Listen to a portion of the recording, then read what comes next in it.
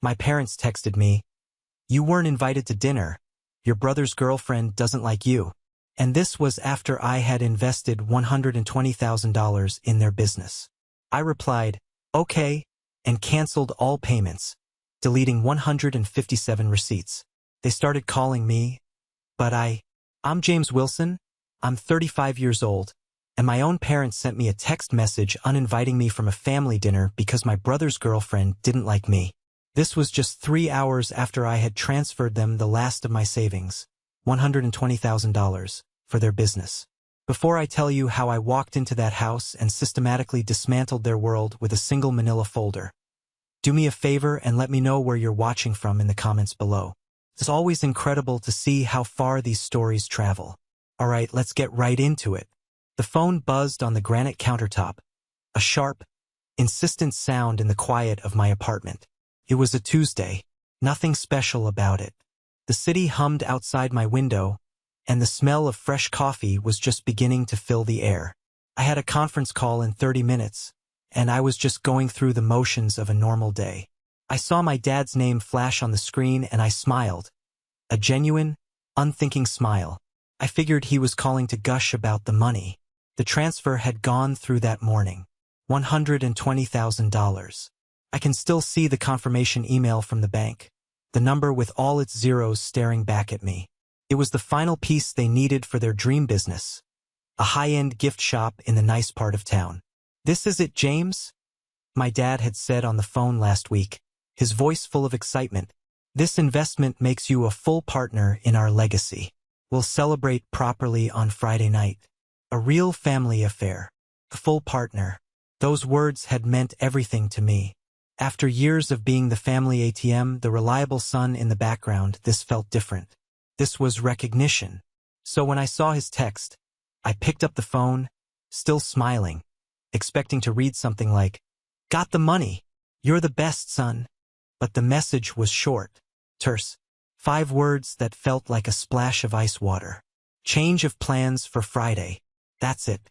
No explanation. My heart gave a little thud of anxiety, but I pushed it down. Things happen. People get busy. I quickly typed back, trying to sound casual. "No problem. Everything okay." The 3 little dots that signal someone is typing appeared. Then they vanished. Then they appeared again. My stomach tightened. That hesitation spoke volumes. Finally, the second message loaded. It wasn't long, but it took my breath away. "Dinner is just for us and Tyler and Vanessa. Vanessa isn't comfortable with you there. Sorry." I read the words once, then a second time. I held the phone closer to my face as if the proximity would change their meaning. "Vanessa isn't comfortable with you there. Vanessa, my younger brother Tyler's girlfriend of maybe 6 months. A woman whose last name I wasn't even sure of. Her discomfort, her feelings, had just vetoed my presence in my own family. After everything, after the check I wrote this morning." The word "sorry" at the end felt like an insult, a cheap, meaningless tack-on. My throat went dry. The smell of the coffee suddenly seemed sickeningly sweet. My fingers felt like lead as I typed the only reply I could manage. A single word that conceded everything and nothing at all. "Okay." I set the phone down on the counter as if it were burning hot. I stood there, staring at the black screen, while a strange and terrible transformation happened inside me. The years of quiet resentment, the thousands of little cuts and compromises, the deep, aching need to be valued, it all swirled together and then it cooled. It hardened into something I had never felt before. Not anger, not sadness. It was a cold, pure, and terrifying clarity. My gaze drifted across the room and landed on a dusty corner of my bookshelf. Tucked behind a row of finance textbooks was a faded manila folder, its tab bent and soft with age. I hadn't touched it, hadn't even thought about it in nearly a decade. My lawyer's name, Davis & Associates, was printed on the label, along with the words, "Wilson & Sons Enterprise Partnership Agreement." I walked over to the shelf, my movements stiff and robotic. I pulled the folder out. It felt heavy in my hands, far heavier than a few sheets of paper should. I had signed these papers to save my family. I had never imagined I would one day use them as a weapon against them. But as I stood there, the ghost of their betrayal fresh and raw, I knew that was exactly what I had to do.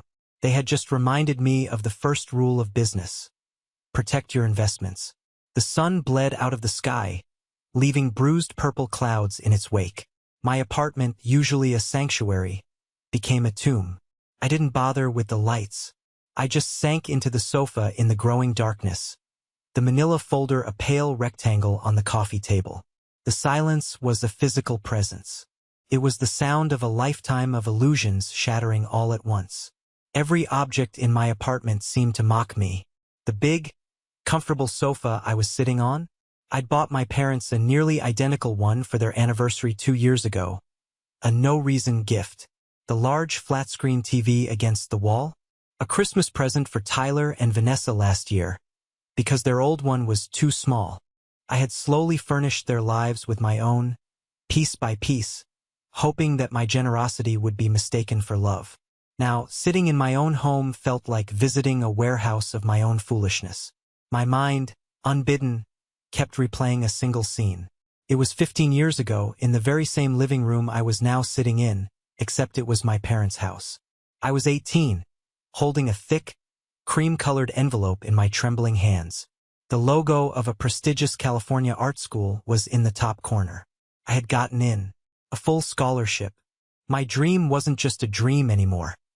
It was a tangible reality waiting for me. I was going to paint. I was going to create.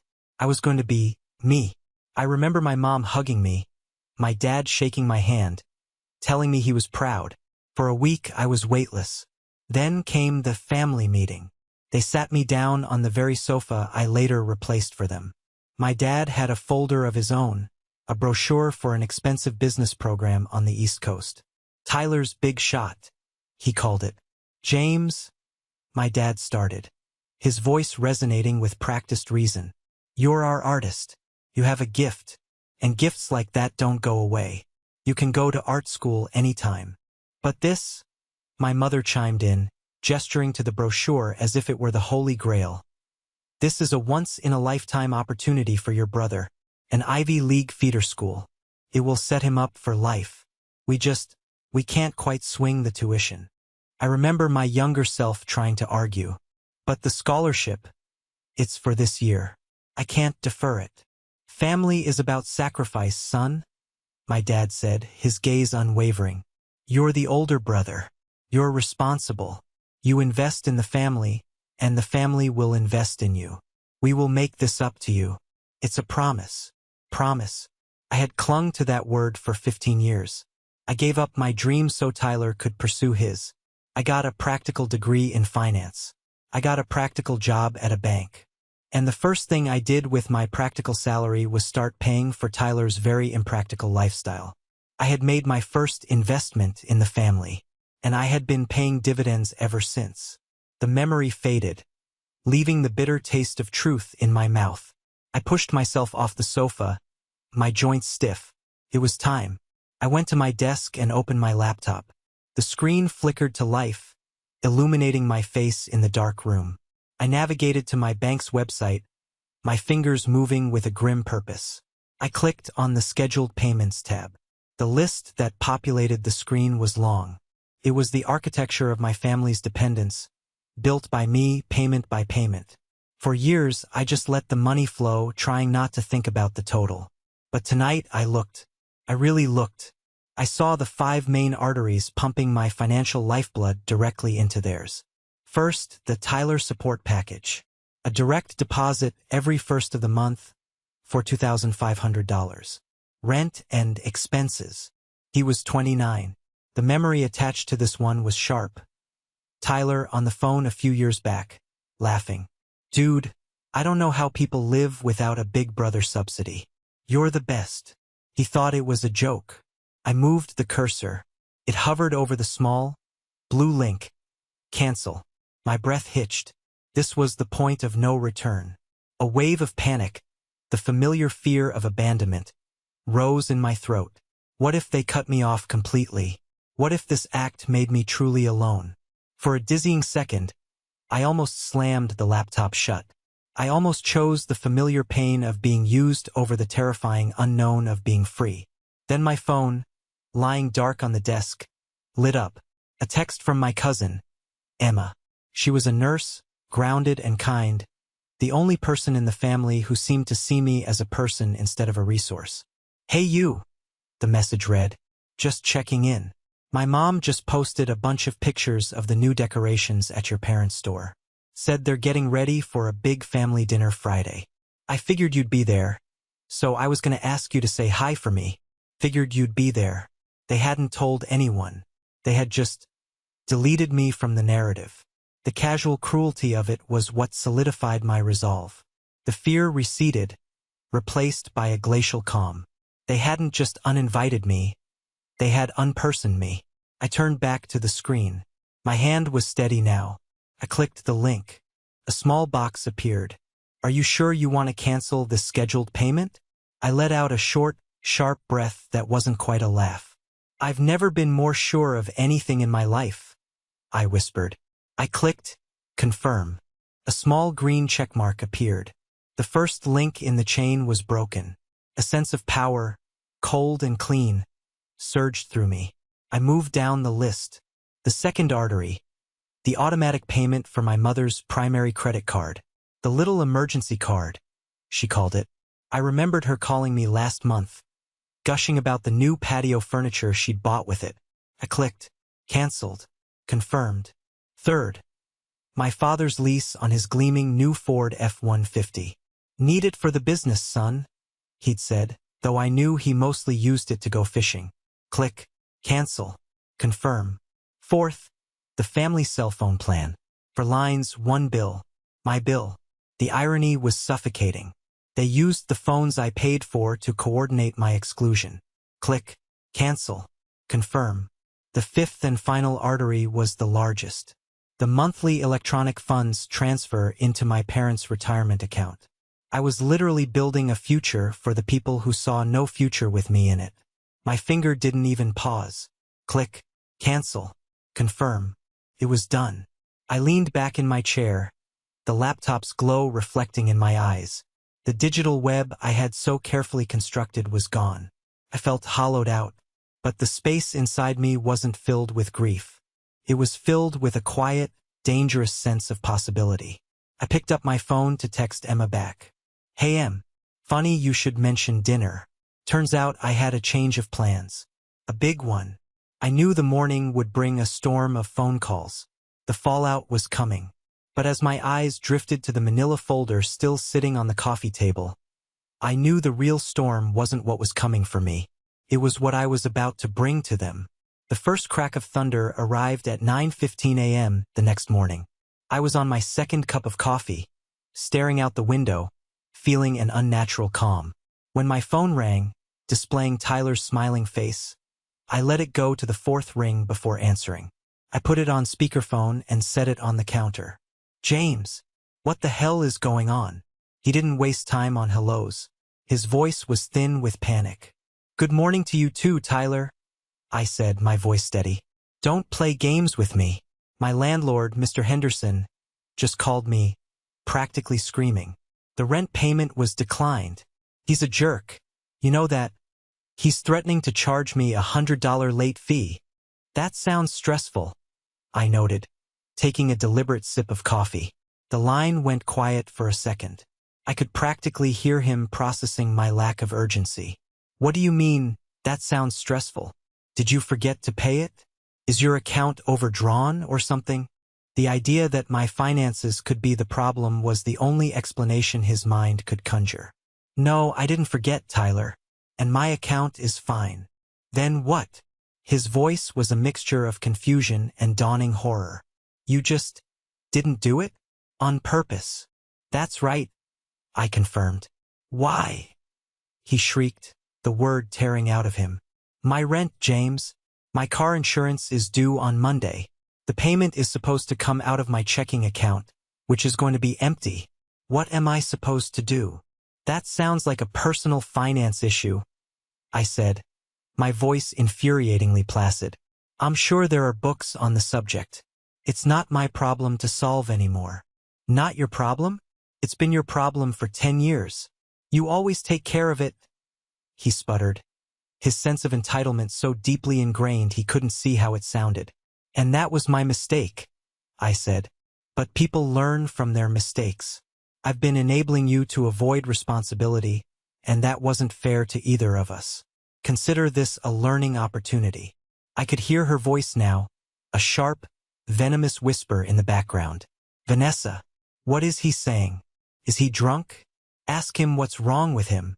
Tyler's voice came back on the line, shifting from panic to righteous indignation. You know what this is about, the dinner, isn't it? My God, James, grow up.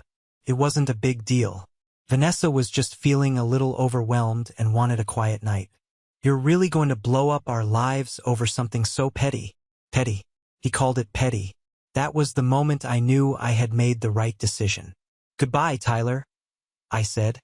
And before he could reply, I ended the call and blocked his number. One down. The second call an hour later was from my father. His tone was clipped and cold, the one he used for underperforming employees. James, I just spoke to your brother. Explain yourself. There's nothing to explain, Dad. I've made some changes to my personal budget. Your budget? He scoffed. Don't be ridiculous. Your mother's card was just declined at the supermarket. She had a full cart of groceries. She had to leave it there. Do you have any idea how humiliating that was for her? She has a debit card linked to her own bank account, I replied evenly. An account that is empty because we've been pouring everything into the new store, he roared. An investment that you are a partner in. I seem to recall you being very excited about it last week. The mortgage payment for the store is due in 3 days. That's a significant payment, James. You will handle it as we agreed. The agreement is what I want to talk about, I said softly. There's nothing to talk about. You are a son. You have a duty. I taught you how to throw a baseball. I helped you with your homework. I put a roof over your head for 18 years. This is how you repay that. By embarrassing your mother over a bag of groceries. I don't see it that way, I said, the calm facade starting to crack. I see it as 15 years of paying for everything. 15 years of putting my own life on hold. 15 years of being treated like a function, not a family member. What about your duty as a father? Did that end when I turned 18? He was silent for a long, tense moment. You are playing with fire, son, he said, his voice a low threat. And you are going to get burned. He hung up. The call I had been bracing for all day came late in the afternoon. My mother. She was already crying when I answered. James, honey, please, what is happening? She wept into the phone. Your father is pacing like a caged lion. Tyler called me, he's hysterical. You have to stop this. Whatever we did, we're sorry. Please, just make it stop. Stop what, Mom? I asked, my heart twisting in my chest. This was her superpower, the ability to sound so wounded, so fragile, that I would do anything to fix it. I'm not doing anything. I'm just stopping. But why? She cried. We're family. Families are supposed to help each other. As she spoke, my mind flashed back again, this time with more painful clarity. The Sunday barbecue, 3 months ago. It wasn't just us. A few of their friends were there. I was telling a story about a complex deal I had closed at work. It was a big professional achievement, and I was proud. Vanessa had listened with a small, tight smile before interrupting mid-sentence. Wow, James, she'd said, her voice dripping with faux admiration, loud enough for everyone to hear. It must be so nice to be so successful, to just be able to write checks for whatever anyone needs. The table went quiet. The implication was clear. My success wasn't about talent or hard work. It was just a resource for the family. I had felt my face flush with anger and humiliation. That's not what it's about, Vanessa, I'd said through gritted teeth. My mother had immediately jumped in, rushing to Vanessa's side and patting her arm. Oh, honey, don't mind James, she'd said to her, loud enough for me to hear perfectly. He gets so intense about his job. Then she turned to me, her face a mask of disappointment. James, honestly, she was just complimenting you. Don't be so sensitive. She had sided with a stranger, in public, and invalidated my feelings to soothe Vanessa's ego. She chose harmony over her own son. Her tearful voice on the phone now pulled me back. And you're tearing this family apart, all over a misunderstanding. Was it a misunderstanding, Mom? I asked, my voice dangerously quiet. When you all decided I shouldn't come to dinner, whose idea was it, really? She faltered. It was a joint decision. We didn't want any friction. Whose idea was it? I pressed, each word a stone. Her voice dropped, and the tears were replaced by a sharp, defensive venom that confirmed everything. Fine. It was Vanessa. She feels you're possessive, okay? She feels you hold your money over our heads. She warned me that if we ever stood up to you, you'd do exactly this. You'd try to ruin us to punish us. And you know what? She was right. My God. You proved her right. The final nail in the coffin. They hadn't just reacted to my actions. They had been coached to expect them. Vanessa hadn't just pushed me out. She had written the script for my villainy, and my own mother had handed me the part. A strange, cold peace settled over me. The pain was still there, but it was distant now, like a star that had died years ago, but its light was just reaching me. Thank you, Mom, I said, my voice empty of all emotion. You've made everything perfectly clear now. I hung up before she could reply. An hour later, my father called back. His voice was no longer angry. It was the voice of a general giving an order. There will be a family meeting. Friday night. At the house. Your Aunt Carol and Uncle Mike will be here. You will attend. We are going to put an end to this nonsense. Once and for all. Okay, I said, the single word feeling powerful on my tongue. I'll be there. There are a few things I'd like to put an end to as well. As I hung up the phone, I looked at the old manila folder sitting on my desk. My heart was a stone in my chest, but my mind was a sharp, clear diamond. The intervention was coming, and I was going to be ready. The 2 days leading up to Friday were surreal. My phone, which for years had been a constant source of summons and requests, fell completely silent. It was an unnerving quiet, the deep breath a predator takes before it strikes. I knew they were coordinating, strategizing, with Aunt Carol as their lead counsel. They were preparing their speeches, honing their points of attack, all designed to make me feel small, guilty, and ungrateful. They were building a cage of familial obligation, and on Friday night, they intended to lock me inside it. They had no idea I was busy forging the key. On Thursday afternoon, I walked into the hushed, wood-paneled office of Howard Davis. Mr. Davis was a throwback to another era. He wore a tweed jacket. His white hair was neatly combed, and his office smelled of old paper, leather, and quiet competence. He had been my family's lawyer for decades, back when my father was a man who valued integrity over image. He'd stepped away from handling their affairs a few years ago, citing a desire to semi-retire, but I knew it was because he didn't like the direction my father was heading. He greeted me with a firm handshake and sad, knowing eyes. James, it's been too long. When your name popped up on my schedule next to the words partnership agreement, I had a feeling this wasn't just to say hello. I sat in the heavy leather chair across from his imposing mahogany desk. I slid the folder across the polished surface. Howard, I need to know everything. No ambiguities. I need to know exactly what this document empowers me to do. He didn't need to read it. He simply opened it, his fingers finding the key pages by instinct.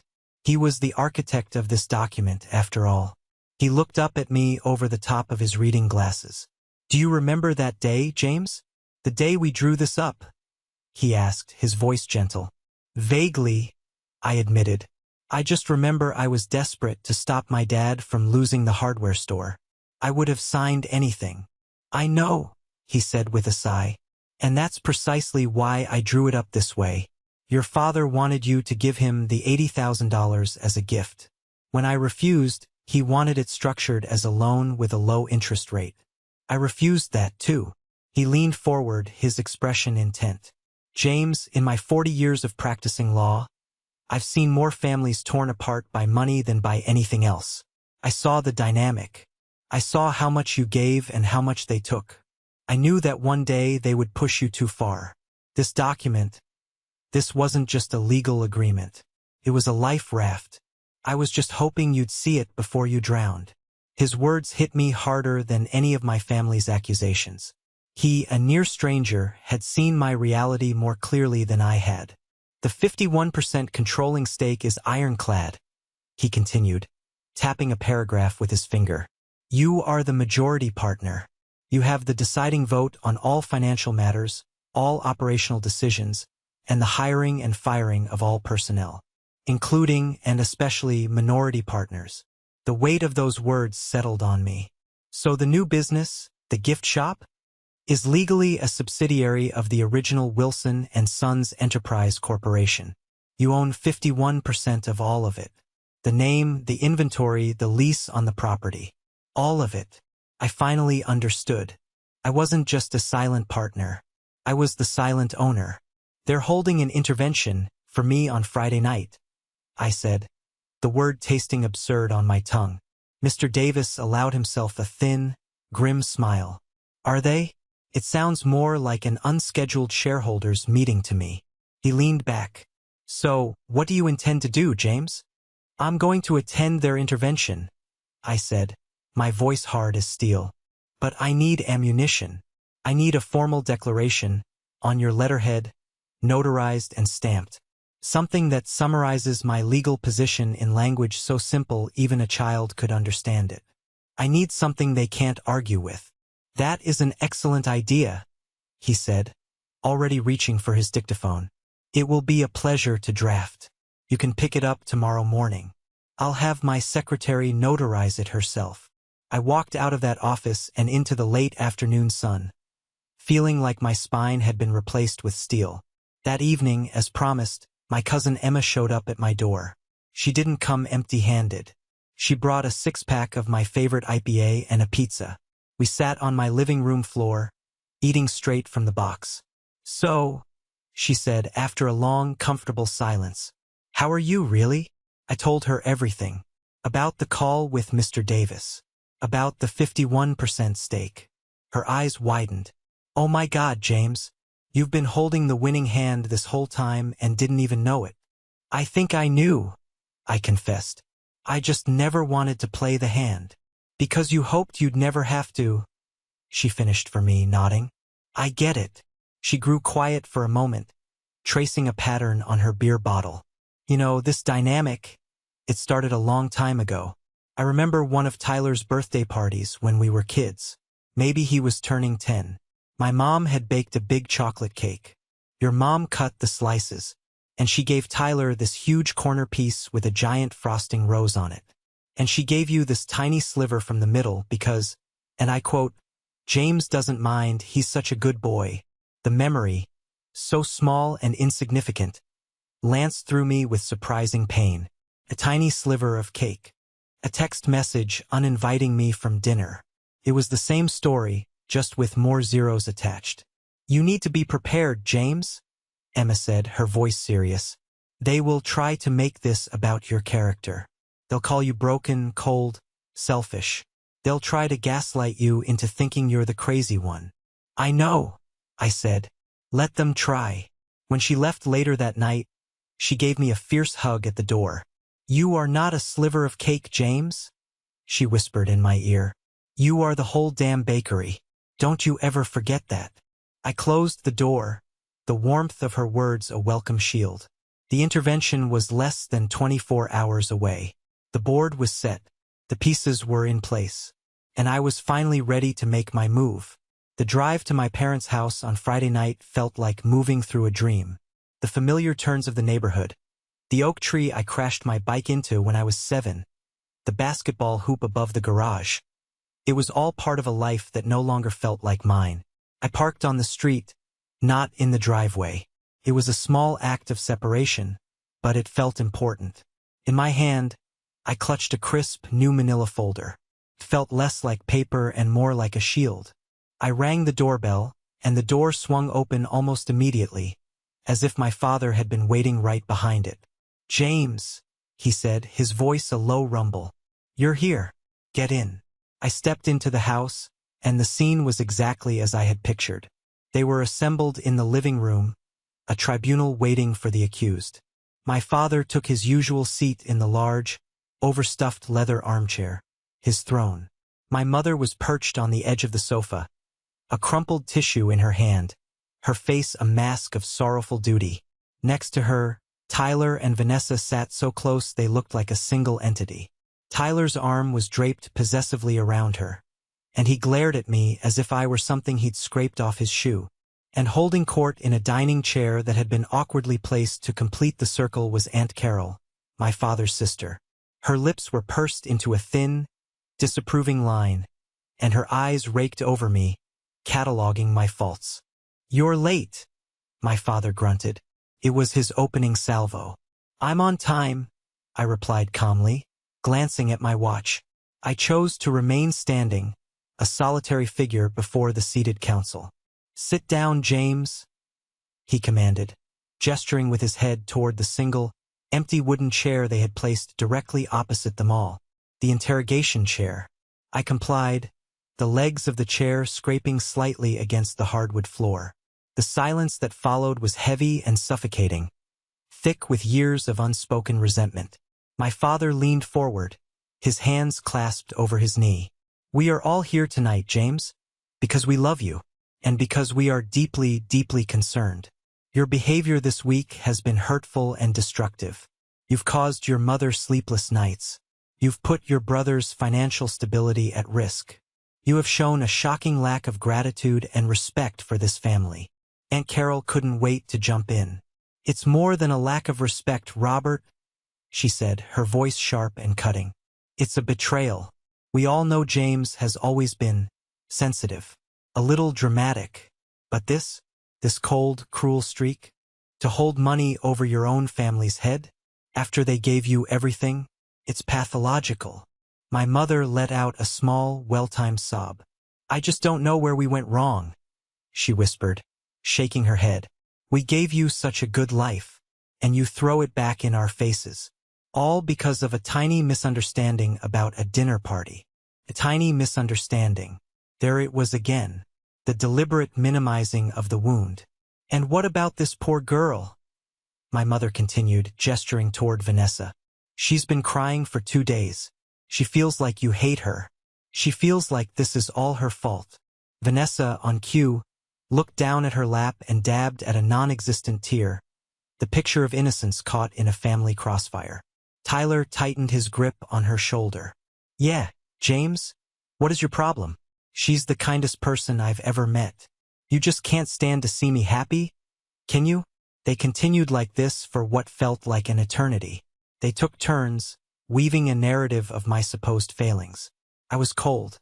I was selfish. I was ungrateful. I was unstable. I let the words wash over me. They were no longer stones. They were just noise. I listened, my expression unreadable, until they finally wound down, their accusations hanging in the air like smoke. They all stared at me, their expressions a mixture of anger and expectation. This was the part where I was supposed to break. This was the part where I apologized, promised to be better, and turned the money back on. I let the silence stretch, making them uncomfortable. Then, I took a slow, deliberate breath. "Are you finished?" I asked. My voice was quiet, but it cut through the tension like a knife. My father's eyes narrowed. "We are finished when you stop this temper tantrum and start acting like a son again." "A son, or a bank?" I countered, the question sharp and pointed. "Don't be insolent," he snapped. "This is about your responsibility to this family, and to the family business." "Ah," I said, a flicker of something like a smile touching my lips. "The business. Good. I was hoping we could talk about that." I leaned forward and placed the manila folder on the coffee table in the center of the circle. The crisp sound of it landing made them all flinch. "What is that?" "More of your accounting nonsense," Aunt Carol sneered. "In a way," I said, my eyes locked on my father. "It's a business document. Partnership agreement. Do you remember it, Dad? From May 14th, 2015? The day I gave you $80,000 to save the family from bankruptcy." My father's face went rigid. That was a gesture of goodwill. A family loan. No, I said, shaking my head slowly. No, it wasn't. We were very specific. Or rather, my lawyer was. I was just a kid trying to help his dad. But he was a professional protecting his client. I leaned forward again, my voice dropping, becoming more personal. I came here tonight willing to talk about feelings. I wanted to talk about respect. I wanted to understand how the people who are supposed to love me unconditionally could tell me my presence was conditional on the whims of a stranger. My voice cracked on the last words, a raw edge of pain I couldn't suppress. All I have ever wanted from any of you was a seat at the table. I looked at them one by one. But you've made it clear that a discussion about family is impossible. So you're right. Let's talk about business. I reached into the folder and pulled out a single sheet of paper. It was the declaration from Mr. Davis's office, the official letterhead gleaming under the lamplight, the notary's embossed seal a dark circle at the bottom. This is a notarized summary of the agreement you signed, Dad, I said, my voice now clear and strong, all trace of emotion gone. I'll read the relevant part. In exchange for the capital injection provided by James Wilson, said capital being essential for the continued operation of the business, James Wilson will receive a 51% controlling stake in the Wilson & Sons Enterprise Corporation. I paused to let the words sink in.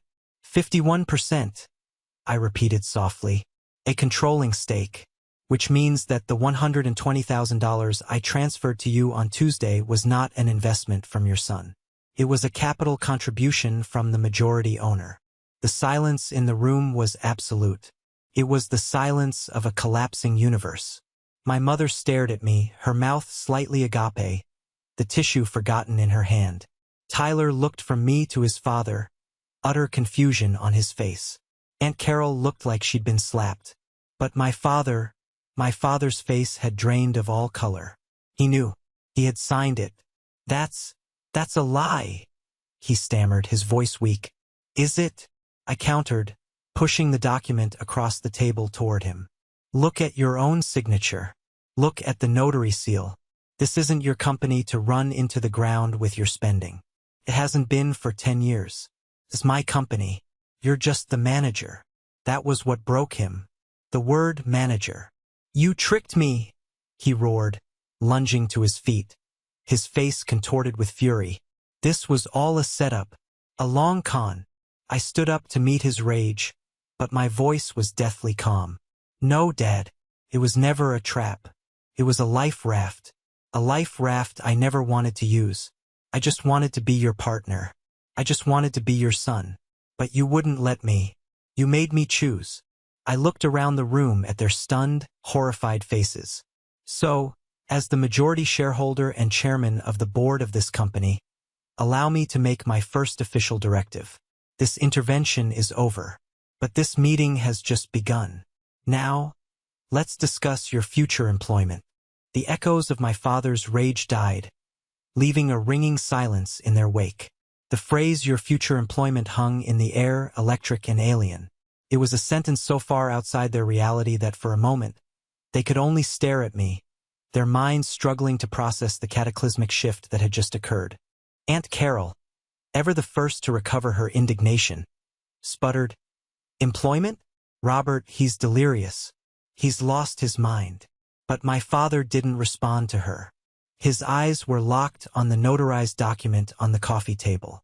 The fight had gone out of him, replaced by the gray, ashen look of a king who has just been checkmated.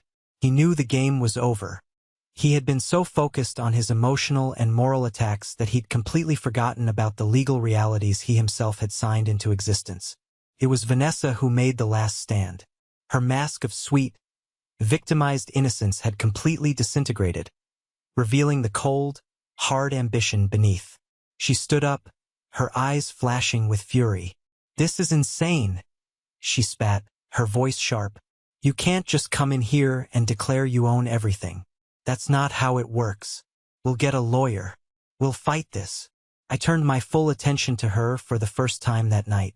I didn't raise my voice. I didn't need to. "First," I said, my tone clinical, I already have the best lawyer, the one who drafted the document you want to fight. Second, and more importantly, I paused, letting my gaze sweep over her dismissively. Who exactly are you? You are not a Wilson. You are not a signatory on any corporate document. You are not a shareholder. In the context of this business and this discussion, you are a guest in this house. Nothing more. Your opinion is noted and discarded. The color drained from her face. She had no status here, no leverage. Her only power had been emotional, and I had just declared all emotional currency null and void. She shot a desperate, furious look at Tyler, expecting him to leap to her defense. But Tyler didn't move. He was staring at me, his mouth slightly open, as if seeing me for the first time. The big, strong, provider brother he had always taken for granted had just morphed into something else entirely. Something powerful and untouchable. He looked, for the first time in his life, afraid of me. Aunt Carol recognized a losing battle when she saw one. With a huff of disgust, she grabbed her handbag. "Well, I can see I'm not needed here," she announced to the room. "When you've all gone completely mad." She stalked to the front door, not even bothering with a goodbye, and let herself out. The retreat of the cavalry signaled the end of the war. Now it was just me and them, the broken family. I looked at the three of them huddled together on the sofa. They looked like survivors of a shipwreck, clinging to a piece of driftwood. My father, deflated. My mother, openly weeping now, her sobs ragged and hopeless. My brother, lost in a fog of confusion. "Let's be very clear," I said, my voice calm and decisive, the voice of a CEO laying down the law. "Here is what happens now. The company, Wilson and Sons Enterprise, will not be dissolved. The gift shop will remain open." A flicker of hope appeared in my mother's eyes. "You too," I said, nodding at my parents, "will be offered employment contracts. You will be co-managers of the retail location. For this work, you will be paid a fair market rate salary. I will determine the exact figure after consulting with an industry expert. Your paychecks will be direct deposited bi-weekly. Your performance, however, will be subject to my review." I let the words land. "The company will no longer fund your personal lives. The lease on that F-150 in the driveway will be terminated at the end of the month. Dad, you can use your salary to buy a more affordable vehicle. The credit cards that were linked to my accounts have been canceled. Mom, you will have to live within the means of your new income. This is non-negotiable." My mother let out a strangled cry. I finally turned to my brother. I looked at him, and for a flash, I saw the kid I grew up with, not the man he had become. "Tyler," I said, and my voice softened, just for a moment. "You are not an employee of this company. You have no role here. The financial support you have received from me your entire adult life is over, effective immediately. I sincerely wish you the best of luck in finding employment and building a life for yourself." I bent down and picked up my folder from the coffee table. There was nothing more to say. I had laid out the new world order. I walked to the front door, my footsteps echoing in the stunned silence. My hand was on the doorknob when my mother's voice, thick and broken, called out to me. "James, why? After all we've done for you, how could you do this to your own family?" I paused, my back still to her. The sheer, breathtaking audacity of that question, even now, was astounding. I turned my head slightly, just enough to speak over my shoulder. "You're asking the wrong question, Mom," I said, my voice devoid of heat, full of a sad finality. "The real question is, how could you do what you did to your own son? You uninvited me. You told me I wasn't welcome. You told me I wasn't family. All I did tonight was finally believe you." I opened the door and stepped out into the cold night air, closing it gently behind me. I didn't slam it. The rage was gone. All I felt was a vast, empty sense of release. As I walked down the driveway, I saw a car parked down the block flash its headlights once, then twice. It was Emma. I got into my own car and flashed my lights back. A silent acknowledgement. Promise that I wasn't driving into the night alone. The war was over. The long, difficult work of rebuilding was about to begin. The first few weeks after the intervention were the loudest quiet I've ever experienced. My phone, once a constant barrage of familial need, was utterly silent. No angry calls, no tearful texts, no demands. It was as if the Wilson family, as I had known it, had simply ceased to exist. The emptiness was unsettling, but beneath it was a bedrock of peace I hadn't felt in my adult life. I was no longer on call. I was no longer the designated fixer. I was just me. I held to my word. A week after the meeting, my lawyer, Mr. Davis, sent my parents' official employment contracts via certified mail. The contracts were standard, outlining their roles as co-managers, their salaries, which I'd had professionally assessed to be fair for their industry, and their responsibilities. It also included a clause stating that all major business expenditures over $500 would require my written approval. For 5 days, there was nothing. I started to wonder if they would just walk away, abandoning the store out of pride. Then, on the 6th day, a crisp envelope arrived at my apartment. Inside were the signed contracts, no note included. It was a surrender. George, the longtime store manager I had always liked and trusted, became my eyes and ears. We set up a weekly video call to go over sales, inventory, and any operational issues.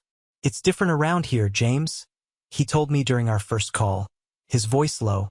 "They're quiet. They come in, they do the work, they go home. There's no more 3-hour lunches on the company card. No more borrowing from the cash register for a weekend trip. The business, freed from the parasitic drain of my parents' personal spending, began to thrive. For the first time, it was actually profitable. The newfound freedom in my own life was intoxicating. My personal bank account, no longer hemorrhaging cash, began to grow. One day, staring at the balance, I did something impulsive. I booked a flight to Italy for 2 weeks. Just for me. Standing in the Roman Forum, I felt the weight of history, but it was nothing compared to the weight that had been lifted from my own shoulders. In a small Florentine pottery studio, I took a 1-day class and felt the wet clay spin beneath my hands. The pot I made was clumsy and thick, but the feeling of creating something with my own hands, for no other reason than the joy of it, was a revelation. It was a whisper of the 18-year-old artist I had buried so long ago. When I returned, I turned my spare bedroom into a studio.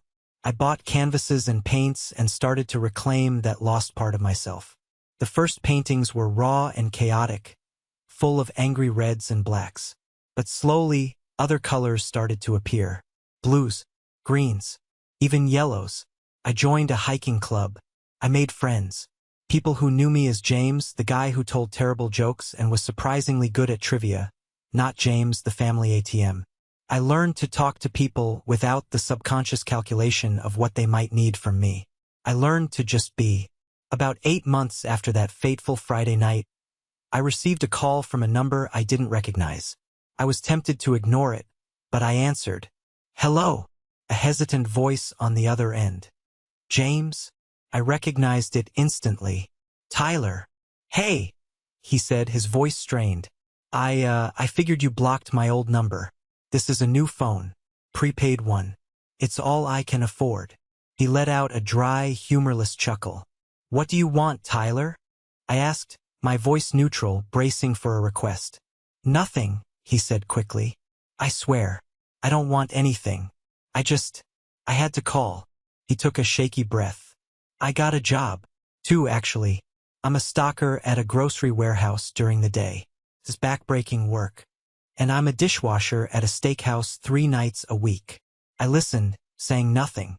"It's hard, man," he admitted, his voice quiet. "I'm exhausted all the time. My hands are always raw. For the first time in my life, I'm actually tired from working." He paused. "Vanessa left me about 6 months ago. As soon as it became clear the money train had left the station for good. She told me I had no ambition, packed her bags while I was at my warehouse shift and took the TV. "The one I bought for Christmas," I said, unable to help myself. "Yeah," he said, a note of grim acceptance in his voice. "That one. For a while I was angry at her, at Dad and Mom, at you. But mostly I was just scared. I had no idea how to do anything, how to pay a bill, how to budget for groceries, how to be a grown-up. He went silent for a long moment. When he spoke again, his voice was thick with an emotion I had never heard from him before. Shame. James, I get it now. I've been thinking about it every single day while I'm stacking boxes or scrubbing pans. All those years, you weren't just giving me money. You were giving me my life. And I never even saw it. I just took it. I was a selfish, useless leech. The words came out raw and unfiltered. And when you needed us, when you just wanted a little respect, I let my girlfriend, a woman I'd known for 5 minutes, treat you like dirt. And I stood there and said nothing. I'm so sorry, James. I don't expect you to forgive me. I needed to say it. The apology I never thought I'd hear. It didn't magically heal 15 years of wounds, but it was something. It was a crack of light in a dark room. Thank you for calling, Tyler, I said, my own voice surprisingly thick. Yeah, okay, he said, sounding relieved. I should go. I have to be up at 4 a.m. Hey, Tyler, I said before he could hang up. Yeah, keep at it, I said. You're doing the hard work. It gets better. Thanks, James, he whispered. You too. He hung up. I stood in my quiet apartment, the city lights twinkling outside. The family I had known was gone forever. But in its place, something new, something honest, was beginning to grow in the rubble. It wasn't forgiveness, not yet. But for the first time in a very long time, it felt like hope. For most of my life, I measured my worth by how much of myself I could give away. I thought being a good person, a good son, meant having no boundaries. It meant that my needs were always secondary, my dreams could always be postponed, and my bank account was a public utility for my family to use at their leisure. I built a persona around being the reliable one, the fixer, the rock. But the problem with being the rock is that people forget you can be weathered down, chipped away, and eventually broken. The day I received that text message, the day my own father told me I wasn't welcome, it felt like a death. And in a way, it was the death of the naive, people-pleasing boy I had been for 35 years. But it was also a birth. It was the painful, messy, and absolutely necessary birth of the man I was supposed to become. Confronting my family wasn't an act of revenge. Revenge is a hot, messy emotion. What I felt that night was cold and precise. It was an act of survival. It was drawing a line in the sand and defending that line with everything I had. It was the hardest, most painful thing I have ever done. It felt like severing a limb to save the body. There will always be a part of me that mourns the family I wished I had. The kind of family that would have championed my art school dreams, celebrated my successes without envy, and offered me a seat at their table not out of obligation, but out of love. But I've learned one of the hardest lessons of adulthood. You cannot make people value you. You cannot buy their respect or earn their love through sheer generosity. You can only set your own value and refuse to offer discounts to anyone, family or not. Sometimes the most loving thing you can do for yourself is to walk away. Sometimes you have to be willing to burn a bridge, not to watch the world burn, but to use the light from the fire to find your way forward in the dark. Today, when I look in the mirror, I see a man I recognize. He's not the smiling, easygoing kid from the old photos. There are new lines around his eyes. He's warier. He's got scars. But his eyes are clear. He stands up straight. He is the owner of his own life. The lopsided pots from my pottery class sit on my bookshelf, imperfect but whole. My passport has more stamps in it from the last year than from the previous 34 combined. And the man in the mirror is finally at peace. Thank you for listening to my story. I hope it touched you in some way. Have you ever had to make a difficult choice to protect your own peace? Share your story in the comments below. I read them all. And if my story resonated with you, please consider hitting that like button and subscribing so you don't miss what I have to share next. Take care of yourselves out there.